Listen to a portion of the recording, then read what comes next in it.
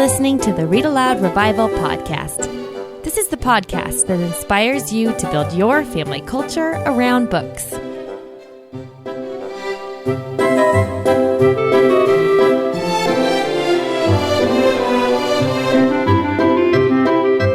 Hey friends, Sarah McKenzie here. Wow, there are so many new listeners to the podcast. Welcome to this episode of the Read-Aloud Revival. This is a podcast that gives you the inspiration and the tools you need to make reading aloud a central part of your family life. There are tons of awesome things happening here at the Read-Aloud Revival. So before we launch into our conversation with today's guest, I'd like to take a brief moment to tell you about them. I get asked all the time if I could please provide transcripts for podcast episodes. So I wanted to let you know that those are on the way and some other goodies too. I'll be sharing more about that and how you can get in on the action as we close out 2014 and head into 2015. But for now, I'll just say that 2015 is going to be an awesome year for building up your family culture around books.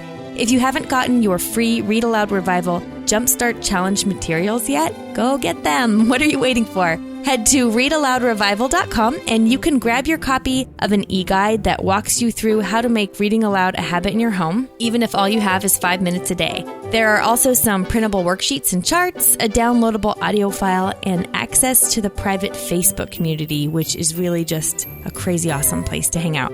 There are also some exciting things happening here at the Read Aloud Revival coming up just around the corner, and people who have gotten in on the Jumpstart Challenge are going to be the first to hear about it, so make sure you're signed up. Again, you can do that at readaloudrevival.com.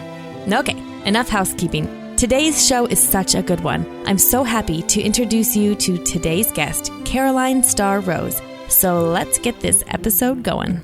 I do want to warn you, there are a few times during the interview where Caroline's connection gets just a smidge fuzzy. It only lasts for a couple of seconds each time, and I don't think you'll mind it too much, but I just wanted you to know that it does happen a couple of times. Trust me, the episode is worth listening to for sure, even with a few snafus mixed in there.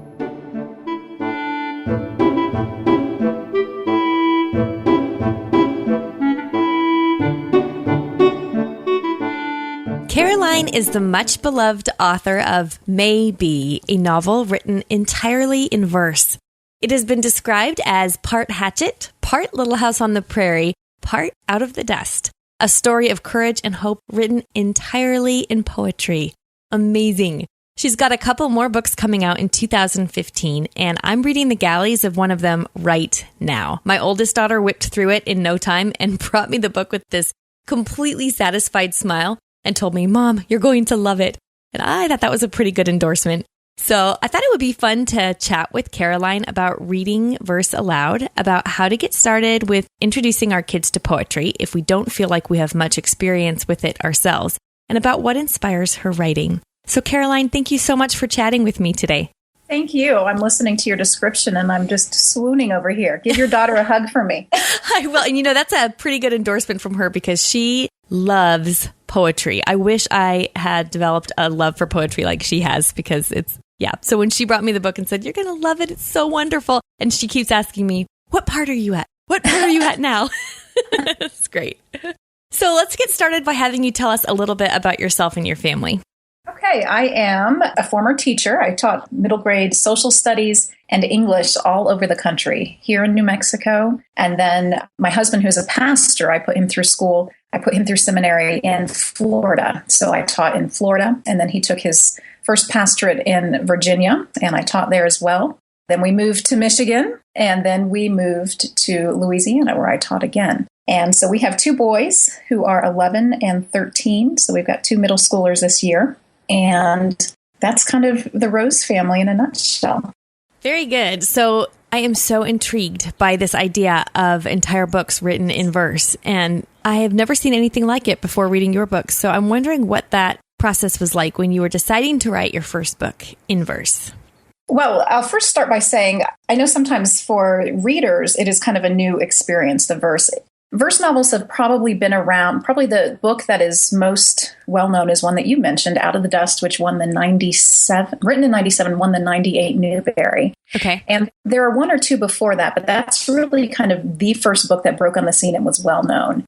And I have to confess, the conventional rule of thumb when you're writing any sort of format or genre is to read at least 100 books in that style so that you are really immersed in it and you know what you're trying to do. Mm-hmm. I had read 2 verse novels before I wrote Maybe. Oh, wow. Which is one of those, I feel like it's one of those things where I should say, do not try this at home before you continue. The reason is I was never going to write a verse novel. I had no intention of doing that. And so I like to kind of describe it as, the verse found me. I had no idea I was going to write this way. What happened? I'd certainly done, my share of reading in historical novels. I had done all sorts of research. I spent about 4 to 6 months, I think, for Maybe in the research. And then I sat down and started to write. And I was really, really frustrated with the distance I felt between the ideas in my head and the things that I was putting on the page. I mean, it was not the story that I was imagining. So I set my writing aside and I went back to my research. And what I found, specifically, there were a lot of books I was reading, but there was one that I really loved. It was called, let's see if I can pull this out.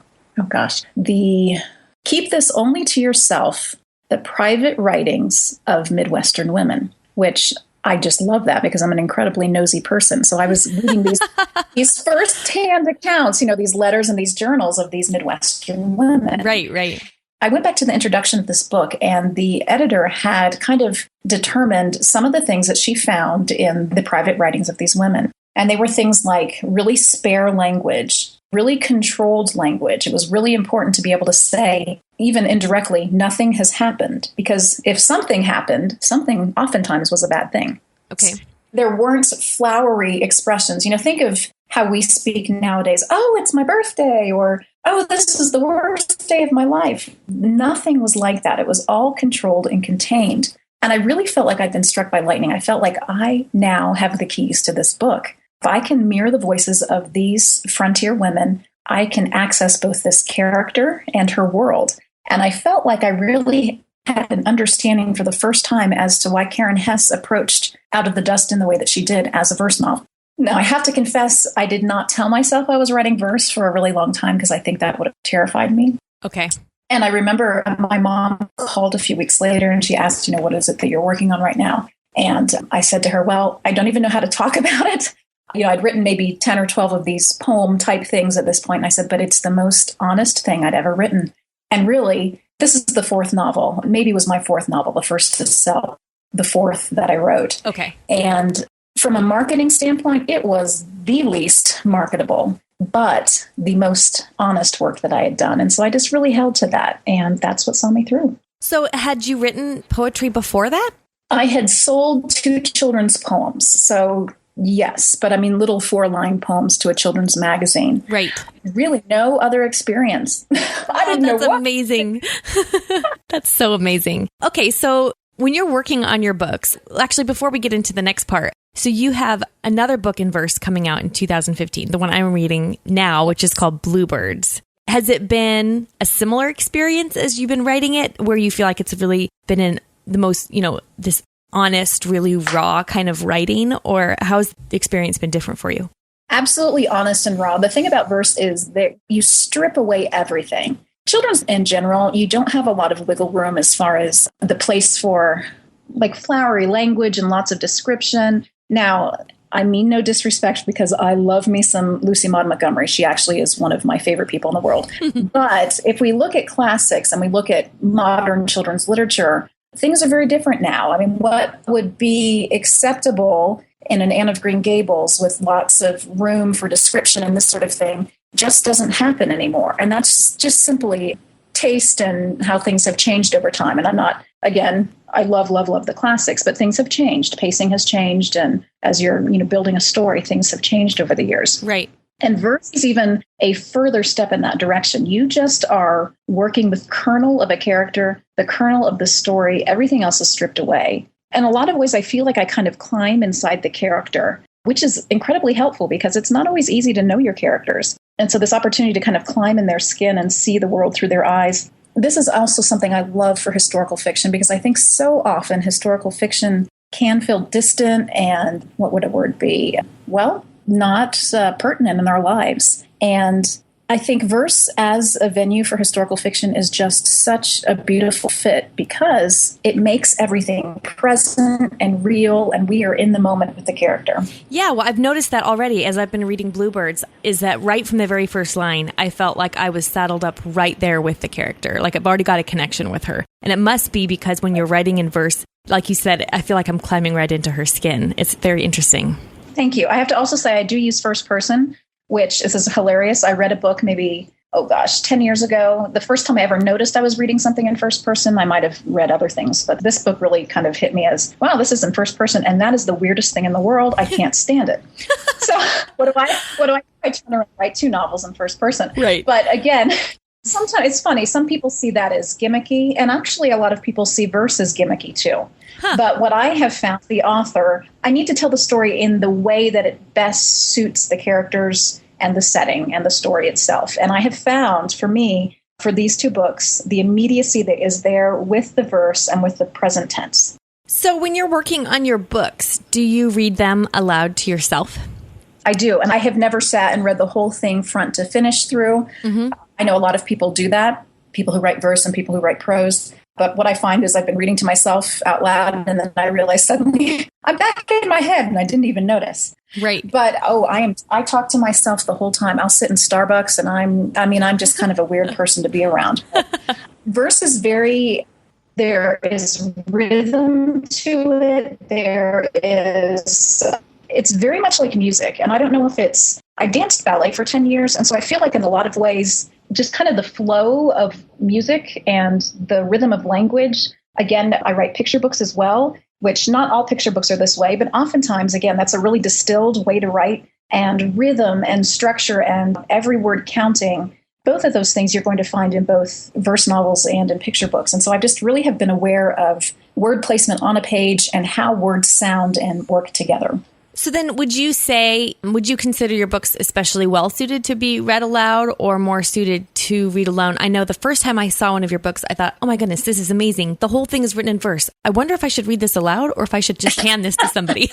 I kind of have a weird philosophy, and I am not in any way going to sneak to your house and look over your shoulder and scold you for the way you're reading my book. But I have this weird philosophy, and again, there are plenty of ways to read it, but I think the very best way to read poetry, and this is something I used to tell my students, poetry should be seen and heard. And I'm currently rereading the Little House on the Prairie books. I'm taking a free online course about Laura Ingalls, which has just been so much fun.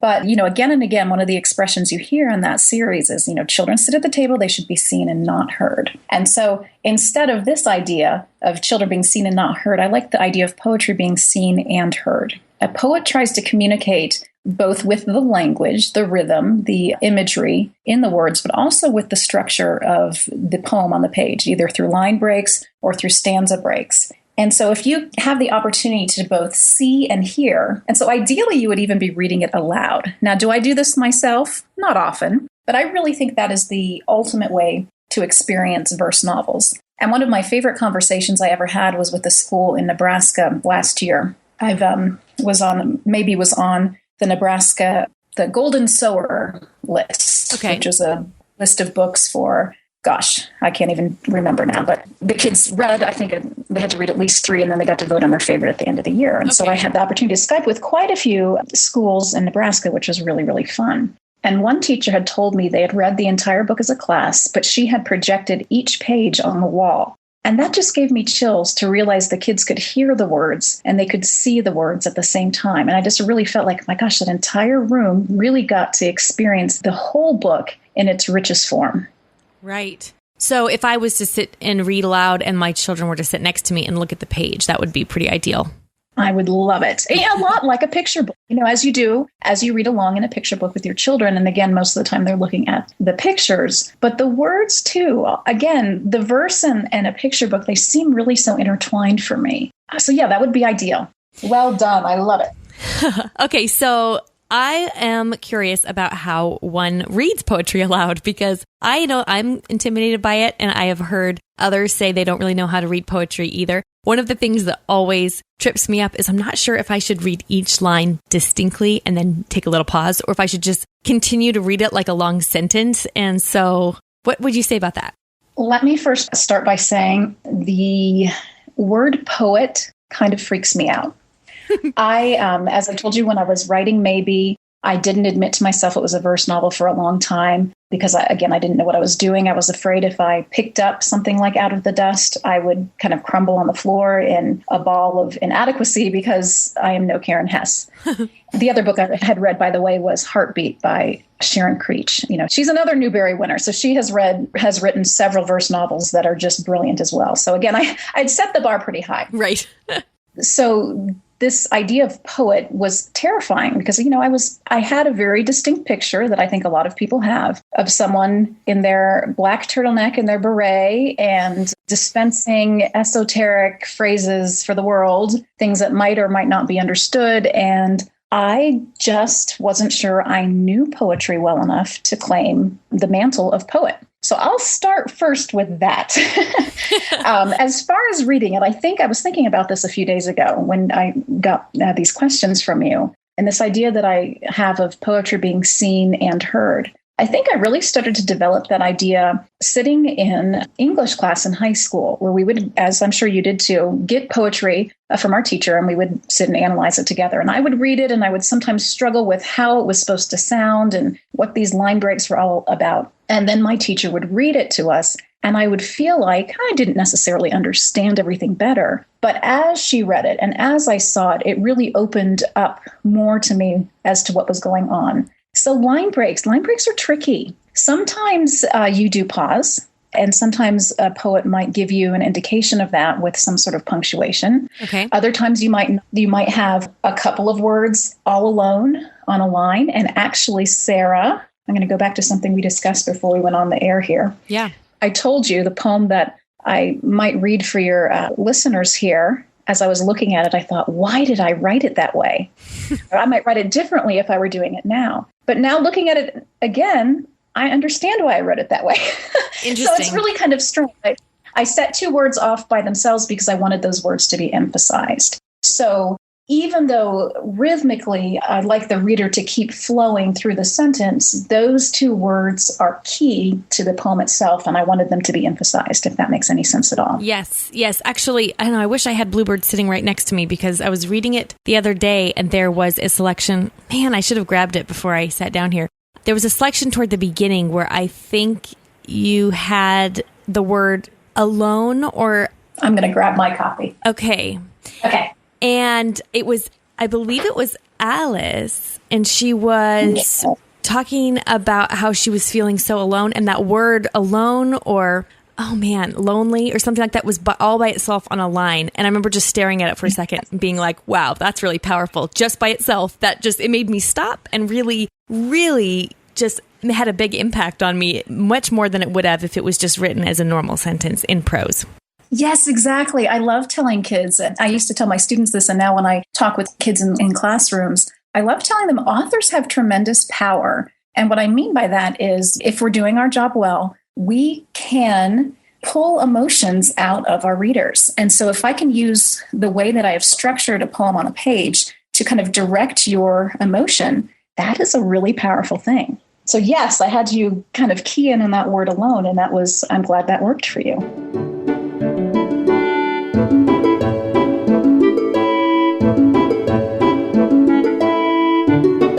So I would love it if you would read a little bit of your verse to us. I will absolutely. This is from Maybe. And in May, I know some verse novelists who have a title for every single poem. I find it difficult to come up with a title for a book, so I can't imagine coming up with a title for every poem. I simply gave them numbers. So this is poem 74. And maybe just a little background here. As you mentioned, Maybe is part Hatchet, part Little House on the Prairie. So it's a survival story told the Western Kansas frontier. May has been helping out a young couple, and she is suddenly abandoned and is 15 miles from home and has to try to figure out how to care for herself as a blizzard is approaching. Wow. Okay. So May is thinking back about one of her classmates named Avery. And this poem, I kind of call this my ode to the pioneer woman. As I did my research, I just had such tremendous respect for these women living their everyday lives, just basic everyday lives. And I thought, my word, I have it easy.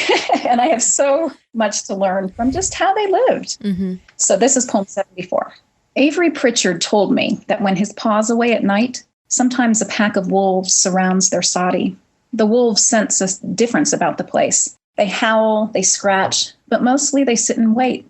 Can they smell that someone's missing? Do they sense the fear inside? Mrs. Pritchard tells the children stories, presses her forehead against the window pane, and says, "Get on, you."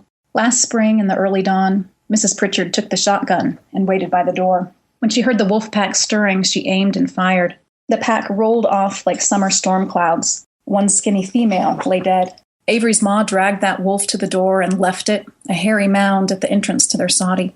All day she stepped over it when she went to milk or fetch water. She wouldn't let anyone else outside. When Mr. Pritchard arrived, she didn't say a word, just handed him the shovel and shut the door. Avery's pa buried the wolf out back. Now, when he has business in town, he makes sure to hurry home come nightfall. I wanted you to keep going. I was waiting for you to keep going. I hear that a lot of other parents want to dive into poetry with their kids, but like me, I feel like oftentimes I don't know where to start. Hearing you read that aloud, I thought, oh my goodness, yes, I can do that. And that really did make that made the story just come right to life. And so where do we start? Do we just start? What would you say? Yes. And let me backtrack just a little bit too. I'm going to go back to my classroom days because I used to teach a poetry unit. I know some teachers feel you shouldn't teach poetry in isolation, that poetry should be a part of your class every day. And I think that is brilliant too. Share a poem every single day. But I also found that it was really fun to focus on poetry for a few months with my kids. And one of the things that I would start with every year, and it didn't matter if I was in New Mexico, Florida, Virginia, or Louisiana, I had almost the same response no matter where we were. And what it was an interview. I would have students go home and interview their parents about poetry. I'd ask them to think of poetry they were familiar with from their childhood and their feelings about poetry now. And almost across the board, there were warm feelings from childhood. And then there was something around the high school time where poetry became this inaccessible, weird thing that was no longer interesting or no longer available. Yes. And I think I want to destroy that myth because you know what? I have bought into it too. And that's exactly what happened when I said I was afraid of the word poet. I will also say as an aside, there are plenty of people out there with very strong opinions that verse novels are not poetry. And so for a long time, I resisted the title and then I kind of gradually took on the title of poet. And I'm kind of at the place I don't really care how people define this type of writing. It is certainly not prose. Perhaps it's a hybrid of prose and poetry. In the end, it doesn't truly matter to me anymore because I don't feel like this is a reflection on defining who I am as an author, though I know for a time it did feel that way. If we can all access again those feelings we had before poetry became inaccessible as adults, that is what we can give to our kids. And kids don't have those hangups yet. It's been really interesting to see maybe in the world and how it's been accepted. I was told actually when I was looking for an agent, several people told me, what you've turned in is beautiful. I have no earthly idea how to sell this. Nobody's going to want to buy it. I mean, I was told that sort of thing again and again and again, or it's going to be a really hard sell. And I had written this thing that was just, nobody really wanted. People said it was nice, but nobody wanted it. And it's been interesting to hear, and I don't want to pick on librarians, but I guess I am for a moment. I love you librarians. You're fabulous people. But it's been surprising to me to hear from a couple of librarians really strong words about verse novels. And they have said no child wants to read this way, that poetry is not something that kids are interested in, da-da-da-da-da-da. And I kind of think, because again, perhaps the kids that I have encountered that have read maybe are biased because they've read the book and for the most part enjoy it. But I don't think kids have those hangups that we have. They might look at this and say, well, that's kind of weird looking. And then they forget about it and they read the book and they're involved in the story. Right. I think if we can give that to kids, and I feel like now I'm getting all riled up on my soapbox, we can give to kids this gift that these are words on the page that might look different, but my goodness, let's listen to the way that they sound. Listen how musical this is. Look at the ways that the person who's put these words together has created these images and these emotions for you. That's the gift that we're giving to kids. So if we can come in, we can let go of our own hangups. We can understand that sometimes poetry, some poems are hard to understand. That's okay. but not all poetry is like that. So that's where I would start. Now, as for specific concrete ways that we can share poetry with our kids, start simply with picture books. So much of the picture book world is about poetry, which is fabulous. Doesn't necessarily have to rhyme, but again, those condensed, very tight storylines and phrases are great starting points for poetry. Some specific things I can share with you. There is a woman, a professor named Cynthia Vardell, and she runs 2 different blogs. One is called Poetry for Children, and it's a great, great, great resource. She has links on one side of the page, poetry books that were published in the last, she has like poetry books from 2010, poetry books from 2009. And so you can click through, you can see picture books, you can see verse novels, you can see, for mid-grade and for young adult readers. And so there are all sorts of titles, fiction and nonfiction, that have been written for kids in the last few years. Then she also has a blog. Let's see if I've written this down somewhere. Yes, she's written a book and also has a blog called The Poetry Teacher's Book of Lists, which is simply a collection of lists, as it says. Like if you're looking for poetry about, sports, you would be able to access information about those things. Okay. Now, the fun thing about yes, it's wonderful. And the blog that she has that kind of showcases this book, The Poetry Teacher's Book of List, which is the same title as the book, she has samples in her blog post. She'll go through samples of, a holiday poem or a poem about loneliness. And so all of these are there for you to just kind of discover. And she has it based on for younger audiences, for middle audiences, and for older audiences. So really, books are available and there for you. Well, go ahead. Well, I was just going to say, it's just hearing you read that aloud that's really great. Just totally showcases the whole idea that you were just talking about how hearing it and seeing it at the same time really make it come to life. Because usually when I look at poetry, it must be that whole thing that happens around high school age where it becomes inaccessible. Yes. Because usually when I look at a poem, I think I'm not going to be able to understand that. I'm not going to understand why the author did it that way, or why wasn't it just written in sentences. Then you read it, and I just immediately was pulled in and didn't even want you to stop because I just was so wrapped up in it. So I think that really, really is making an impact on me, especially as for just start reading it aloud and look at it and read it aloud and let the poetry do its thing on you. Another thing, too, for adults, kids can certainly listen into, but something I love, love, love, love, love. When I would drive to school in Virginia, it would come on, I think, around 6:30. And I was already in the car at 6:30 in the morning. That's crazy. But it's the Writer's Almanac on NPR. Garrison Keillor, if you know Garrison Keillor from the books he's written and from A Prairie Home Companion, which is a program on NPR. Yeah. Oh, my goodness. I love him so much. His voice is just the most soothing thing. And this is about a 7-minute program that different NPR stations air at different times of the day. I think here it's around 9:30, so I don't always catch it. But he basically tells you a little snippet of the literary world. So-and-so was born on this day. This is the day that so-and-so published this book. And he always ends with a poem. And he reads it in that beautiful voice of his. And there are times I think, I'm not going to get this. But again, I don't get to see it. So it's not the perfect, most ultimate way to experience it. But just hearing him walk me through these words, I think, oh my gosh, he's led me down this path. Poetry really, in my opinion, it captures a moment. It's like a snapshot. It's, I see a verse novel as if it were a photo album, just picture upon picture placed right next to one another. And really, a poem is capturing a moment. And I get to kind of walk alongside Garrison Keillor's gorgeous voice and experience this moment with him. And it's just perfect. Okay, I just, as you were saying that, looked him up on iTunes, and there are a selection of some of his Writer's Almanac 5-minute portions there for free on iTunes. So I'll link those up in the show notes so everybody can find them. Yes, and you can even get an email where they'll send you the poems daily. So it's cool. Good stuff. Okay, very cool. Yes. Well, I am curious to know who's had the greatest influence on your writing as you were growing up. Which books had the greatest impact on you?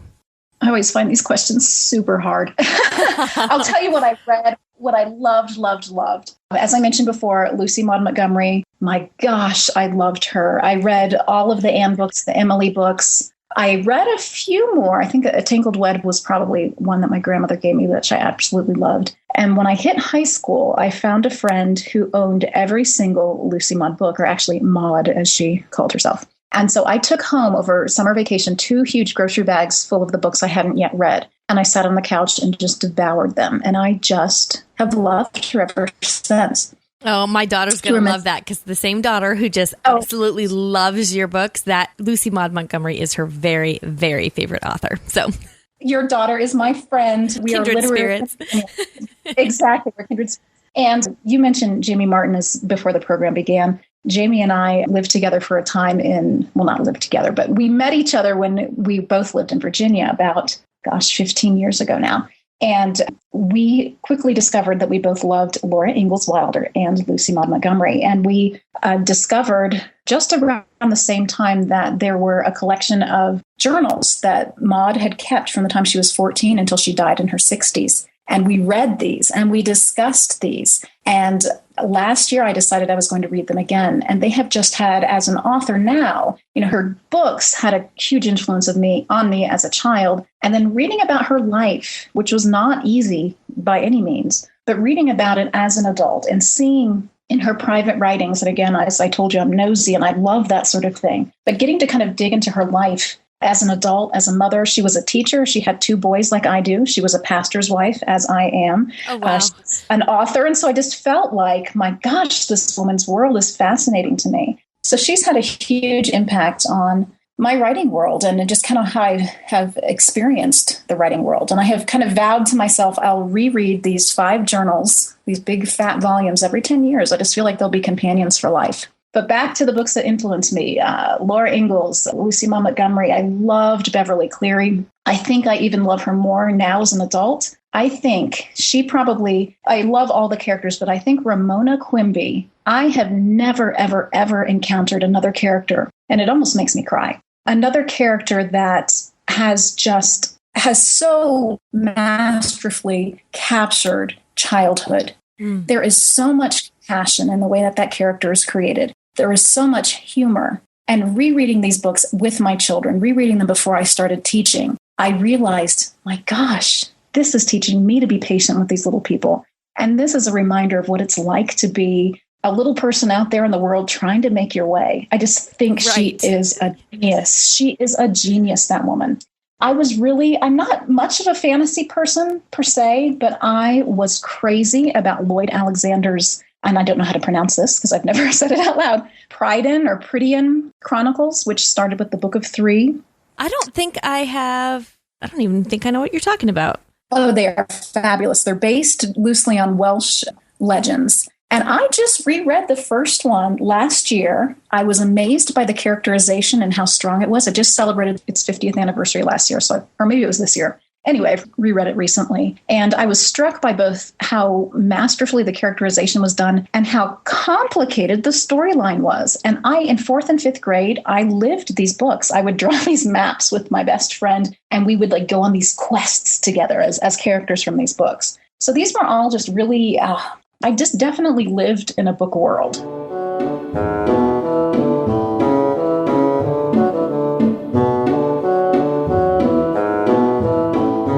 That's great. My second daughter, she loves fantasy, and I have not read a lot of fantasy, so I have a hard time helping guide her. So that's great. Mm-hmm. I will definitely look those up for her.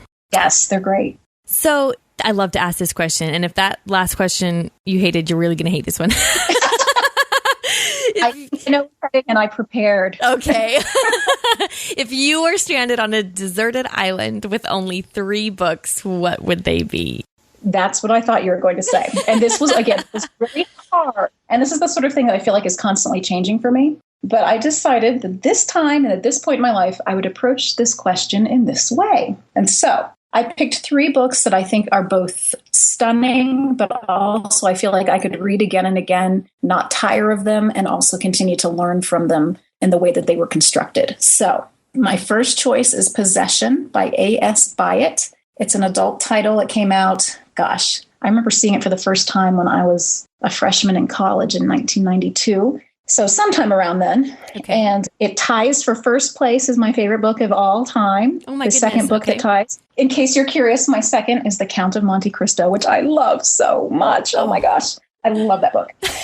So Possession, because it is, I have a wonderful, wonderful writing friend named Uma Krishnaswamy, who is a professor at the Vermont College of Fine Arts. She teaches in the MFA program, the Master of Fine Arts program for children's literature. And she has just a really generous thing to say about books. She basically says, no book is perfect, but if we as readers can try to read a book with the intent of understanding what the author was trying to say, then we can most appreciate it, if that makes sense. Okay. So no book is perfect, but Possession is pretty much there. It is just an incredible book. Oh my goodness. Okay. I love it when I hear about books I've never heard of before, because now I'm going to rush out and get it. Oh, good. And sometimes I actually have a really awful habit of over talking books. And then people are like, what was that all about? Because I gush too much. So I'll be quiet now, but it's wonderful. I love it. Okay. And for our listeners, I am linking all of these things that Caroline is recommending or mentioning in the show notes. So don't feel like you have to stop your car or stop folding your laundry and jot all these down. My next two, one is a young adult and one is a mid-grade. And I'm not sure if you've ever talked about this before, so I'll pretend you never have. Okay. Young adult is a classification for 12 and up. And mid-grade is typically 8 through 12. Some publishers have it 7 through, or sometimes it's 9 through 13. Sometimes I know Bluebirds is going to be 10 and up, which actually made me happy because it's a little more intense than maybe. So I think that's appropriate. But typically 8 through 12 is the general range for mid-grade. Okay, so my young adult never title talked about that before, but if I could just ask you a quick question. Yeah. So yes. When they're categorizing books like that, is that recommended for books to be read? Like, is that based on their reading ability, like what they could read to themselves? Or is it based more on the content of, what is appropriate for that age child? Or I'm going to let you in on the secret. Yes, please. Almost always the very first thing, and this sounds ridiculous, but I think it will make sense once you listen. Almost always the very first marker of determining a book's positioning within the kind of the age range spectrum is based on the age of the main character. And typically it's discovered that kids are willing to read up. So for example, a 10-year-old loves to read about a 12-year-old. But a 13-year-old, most of the time, this isn't across the board, and of course I'm almost 41 and I still love reading about 12-year-olds, so I'm a strange one. But most of the time kids don't like to read, a 13-year-old is not necessarily interested in reading about a 12-year-old. And so that is kind of the starting place. And sometimes authors are asked to change the age of a protagonist if an editor finds that a book feels like it's a better fit for a certain age group. Actually, May started as a 14-year-old. And I was asked, even the book really felt middle grade. And as a result, I was asked to consider changing her to 12. And I've found that 12 is just kind of my sweet spot. It's just like a perfect age for me to be writing about. So interesting. That's one. Yeah, so that's generally it. Sometimes middle grade and chapter books, chapter books the expression chapter book is often used to describe middle grade, and that is not accurate. A chapter book would be the books those really tiny ones like, Magic Tree House, for example. Oh, okay. I guess I've always used chapter books just to mean child's novel. Yeah, that's not right. Exactly. And actually, the true definition of a chapter book would be the books that fit between the I can read, like the Frog and Toads or the Little Bear books, those easy readers, and then the middle grade novels. And so by middle grade, they're the transition books where you are moving into independent reading. And middle grade, of course, you can certainly read aloud. I hope you continue reading aloud for a long time in children's lives. But the main intent is that they're reading them on their own. And for me, I feel like these are the books that kids really discover for the first time on their own, and where they really kind of make those lifelong discoveries, those first. Oh, yeah. I was just this morning, I'm just working on a post on I was calling it first chapter books, but now I'm going to go back and change it to first middle grade novels. I love it. But I was contemplating that those are the books that had the biggest impact on me as a lifelong reader. I mean, Roald Dahl and Ramona Quimby, Beverly Cleary, Roald Dahl. Those are the authors that really turned me into a lover of books and had the best impact or the most profound impact on me as I was growing up. Absolutely. And that's, it's funny that because I've had, and I'm so going off base here. I will come back to my other two books. I've had well-intentioned, well-read friends who've asked me, when will you write your book for adults? And what I hear in that, I don't think their intention is to be unkind.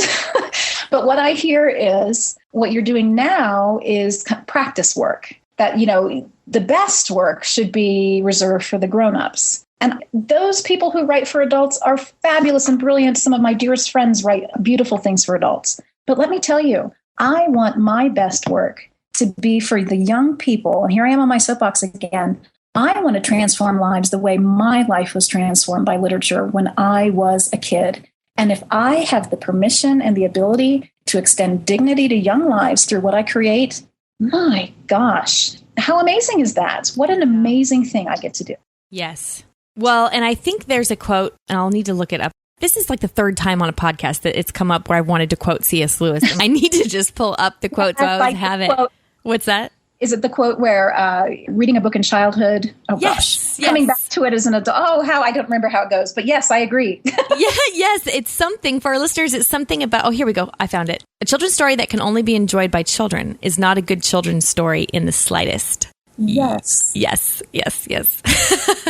Okay, so let's go back to yours. So you said... 2 more books. Yes. So I've got Possession, A.S. Hyatt. I'm going to be loving that on my wonderful island. And then the other 2, my young adult title is called, I don't remember if it's Where Things Come Back or When Things Come Back. It's by John Corey Whalen. It was a debut novel, so the very first book that, he goes by Corey, the very first book that Corey had ever written. And it had the distinct honor of winning both the Morris Award and the Prince Award. The Morris Award is a book that American Library Association bestows the first week of January every year. And if you're really into kids' books, you can watch these broadcasts live on the computer. These are the awards like the Newbery, the Caldecott, all of these amazing awards. It's a little bit like the Academy Awards, and you can watch it online the 3rd Monday of every January, unless there's a presidential election, and then it's the 4th Monday. Okay. But Tell me what it's called again. What are the awards The called? American Library Association Awards, ALA. Okay. And you can find that online, and it's really, really fun. Okay. So Corey won both the Morris and the Prince Award. The Morris Award is given to a very first young adult novel, so a debut novel. And then the Prince Award is the equivalent of the Newbery, but for young adults. So it is given for the most distinguished young adult title of the entire year. So to win both of these awards is amazing. The book, again, Uma, my lovely friend Uma, who says no book is perfect, these books I'm telling you about are really close to it. It is like a piece of music. It's the only way I can describe it. And the crescendo, the way things build to the end, it's unbelievable. So I could read this book for pleasure again and again, and I could read it to learn again and again. So again, that's When Things Come Back or Where Things Come Back. Where Things Come Back. And then my final choice is one that I read. It was written a few years Where Things Come Back. And there's a woodpecker on the front. You might have the version that has just a silhouette of a bird. Then my last one is a mid-grade title. So again, actually, you know what, Sarah, I'm going to confuse things here. Mid-grade, as I told you, is 8 to 12. Okay. This book has been both, you'll find this sometimes on the young adult shelf, and you'll sometimes find it on the mid-grade shelf. So I'm going to further complicate things. Okay. It is about a kid, oh gosh, he's in middle school, I want to say. I think he's middle school, yes. And the book is called, it's the companion novel to the Wednesday Wars. What's it called? Okay for Now. Okay for Now by Gary Schmidt. Oh my goodness, you've listed 3 books I have never even heard of. It was a finalist. Oh my gosh, you're going to enjoy yourself. I want to say it was a finalist for the National Book Award in 2013, I want to say. Gary Schmidt is incredible. He also has, as I talked about Beverly Cleary, I also feel this way about Catherine Patterson. They just have a really strong sense of childhood and writing with compassion and really showing what life is like for a young person. And this book, I know I keep using this word masterful in such a way that it probably strips it of its meaning, but this book is just incredible. So it was one of those things I felt like I just need to talk about this. Who has read this book? Who wants to talk to me about this book? So amazing. Awesome. Okay, well, I've got these all listed up. They'll be linked up in the show notes. So if you're listening to this and you want to get your hands on those, that'll be an easy place to find them. I'm excited because I've never heard of any of those. So Amazon cart's going to explode yet again. Well, Caroline, this has been so much fun and so helpful and inspiring to me to just get into poetry and to introduce it to my kids and not be intimidated by it. And so thank you so much for spending time with me today. This has been so much fun for me. So thank you so much, Sarah. Now, where can our listeners find you online? I have a website, CarolineStarrRose.com, and Starr has 2 R's. So if you type that out, you're going to actually have 3 R's in a row. You'll find my blog there and all sorts of other good things. I'm also on Twitter I think I'm Starr Rose there. And then I'm on Facebook as author Caroline Starr Rose. Okay. Is that a pen name or is that your real name? That is my real name. Oh, my goodness. My daughter was like, Mom, do you think that that's a pen name? It's just so poetic.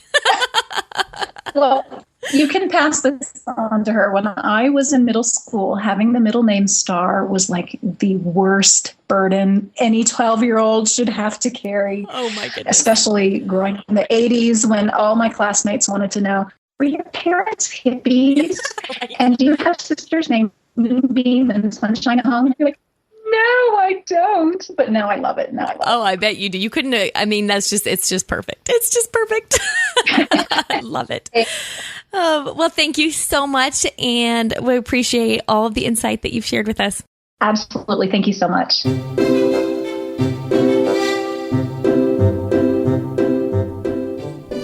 Now it's time for Let the Kids Speak. This is my favorite part of the podcast, where kids tell us about their favorite stories that have been read aloud to them. Hello, my name is Evie Nelson. I'm 13 years old and I live in Missouri. My favorite read-aloud book is A Lion to Garlic by Clyde Robert Bola. The story is about a young girl named Amanda Friebel. Along with her younger brother and sister, they endure many hardships on their way to America in search of their father. Hello, my name is Jacob Nelson. I am 11 years old and live in Macon, Missouri. My favorite read-aloud book is Star of Light by Patricia St. John. This story is about a boy named Hamid. Hamid has a blind sister named Kinza.